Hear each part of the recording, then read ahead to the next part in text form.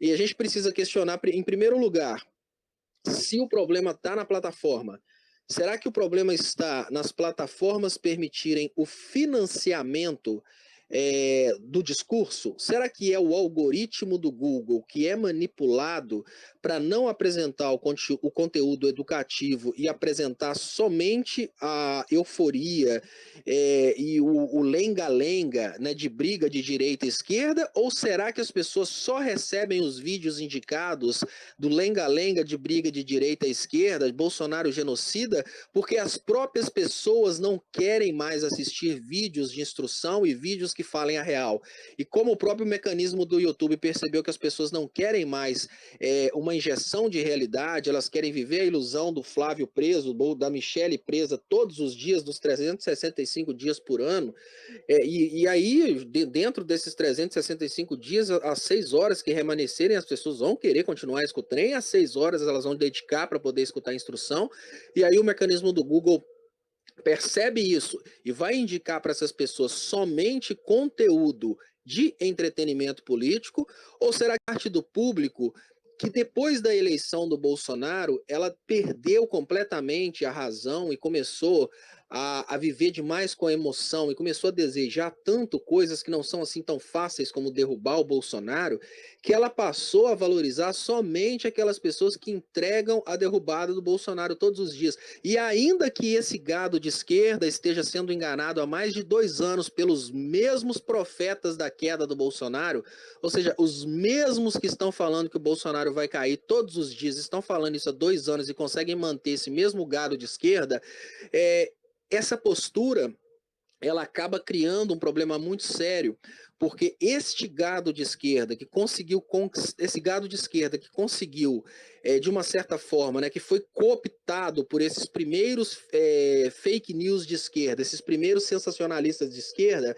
esse gado ele acabou conduzindo muitos comunicadores sérios de esquerda para a mesma direção. Então muita gente acabou percebendo que não existe espaço para falar a verdade, ou seja, o fake news de esquerda ele se tornou a única opção para a comunicação da esquerda, porque se o cara não fizer fake news, se o cara não puser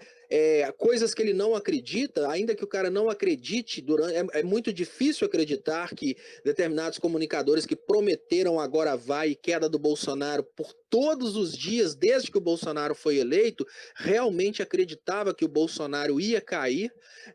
assim, realmente acreditou em mais de 700 quedas do Bolsonaro durante esse período todo. Então, o cara aprendeu a mentir, porque se ele não mentir,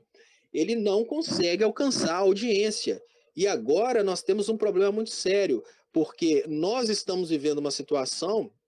em que a mentira tornou-se uma coisa tão necessária para a própria esquerda, ela se tornou uma coisa assim tão indispensável para a esquerda continuar existindo, que o espaço para instrução, para verdade política, para orientação, ele está muito diminuído, ele está muito assim capado. E é hora da gente pensar na situação política de uma forma bem análoga à situação da Covid-19. A gente fica criticando, né, os bolsonaristas e a postura do Bolsonaro em ter feito propaganda de tratamento precoce, ter receitado tratamento precoce durante todo esse tempo, só que o que nós estamos fazendo cada vez mais na comunicação da esquerda é tentar criar uma cloroquina para resolver o problema da situação política no Brasil, uma ivermectina, né, para derrubar o Bolsonaro, e estamos abrindo mão da possibilidade de a gente ter a vacina, né, que a única possibilidade da gente ter a vacina nesse momento é assumindo que a gente precisa orientar o povo, e orientar o povo não significa falar o que o povo quer ouvir. Isso é a parte mais triste, porque aos poucos os que falam o que o povo quer ouvir eles vão sendo isolados, vão sendo julgados fora, porque os que não falam o que o povo quer ouvir, desculpa, aqueles que falam que precisa ser dito, ainda que seja uma coisa contrária à corrente dominante, eles vão sendo isolados, eles vão sendo cancelados, que é o que tem acontecido comigo, e eu acho graça, porque aos poucos, à medida que eu vou sendo cancelado e vou sendo isolado, muitos imaginam que estão acabando com a minha carreira, mas eu sou engenheiro, minha carreira é como engenheiro, e ela foi interrompida por essa luta contra a destruição do Estado brasileiro. Então, se realmente conseguirem cancelar a ponto de não sobrar ninguém me escutando, eu vou voltar para minha carreira de engenheiro. E o que vai sobrando realmente na comunicação são os entregadores de cloroquina, que vão continuar dizendo que o Flávio vai ser preso amanhã, que a Michelle vai ser presa amanhã, e que o Bolsonaro está nos últimos segundos de vida e de governo. A pergunta básica que eu faço nesse momento é: será que nós, como esquerda, realmente precisamos partir para o fake news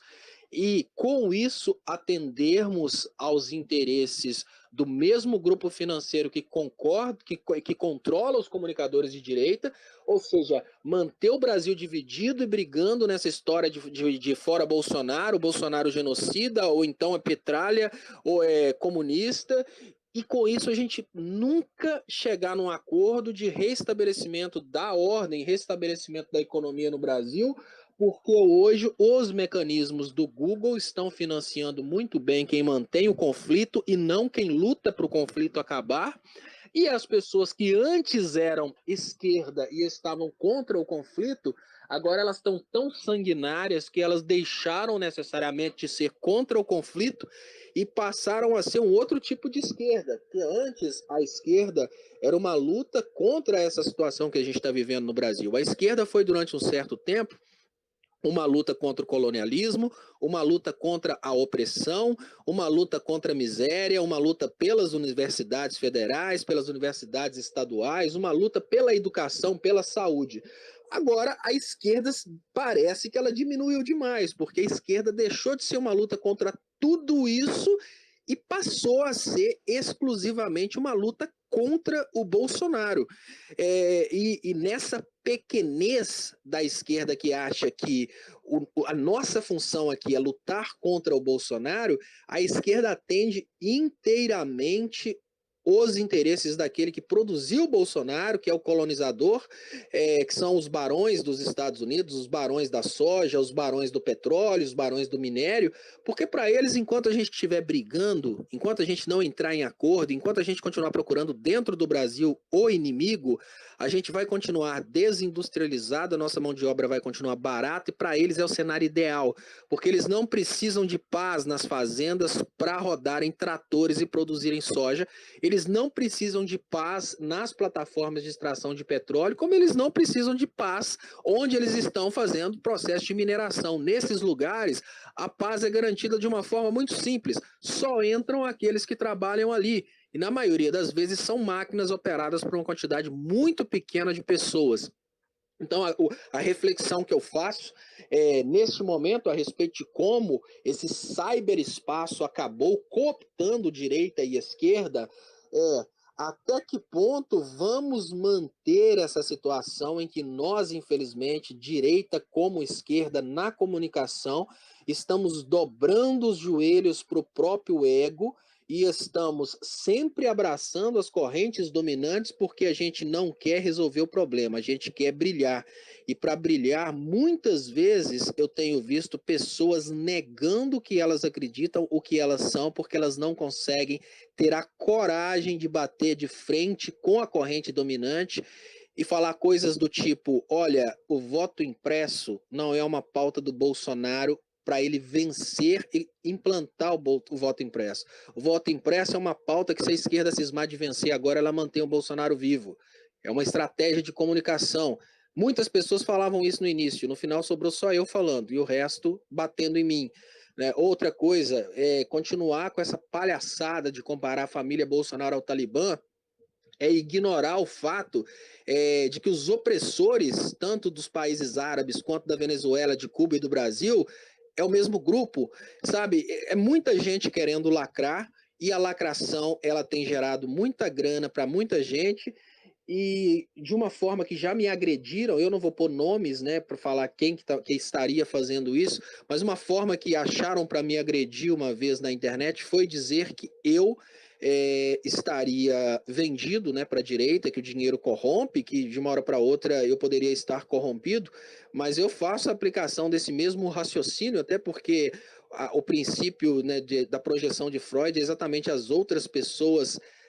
olharem para a gente com os olhos delas próprias, e uma pessoa que falou, né, eu recebi um áudio de uma pessoa falando que eu estaria corrompido pela direita e que eu teria traído a esquerda para ir pela direita, e essa pessoa oferecendo, né, no seu canal aí medidas extremamente avançadas, extremamente eficientes para destruir o imperialismo americano, né, que é usar uma máquina de escrever para fazer livros e contra o imperialismo americano. Isso é uma analogia, lógico. E eu pergunto, será que a esquerda não caiu numa corrupção, né, a esquerda na comunicação, ela não caiu numa corrupção a ponto dela chegar à conclusão de que o povo é indigno da verdade porque o próprio povo quer a mentira, e como esse próprio povo quer a mentira e não quer a verdade, basta que cada um comunicador olhe por si mesmo e a partir daí faça o fake news, porque sem o fake news ele não vai ser assistido. Então, é o dilema de Tostines, né? Tostines é fresquinho porque vende mais, ou vende mais porque é fresquinho. Então, quem é a mãe da mamãe natureza? Quem nasceu primeiro, o ovo ou a galinha? Nessa é a provocação inicial que eu faço, e agradeço mais uma vez a todos que estão participando, que estão compartilhando, e o convite aqui também.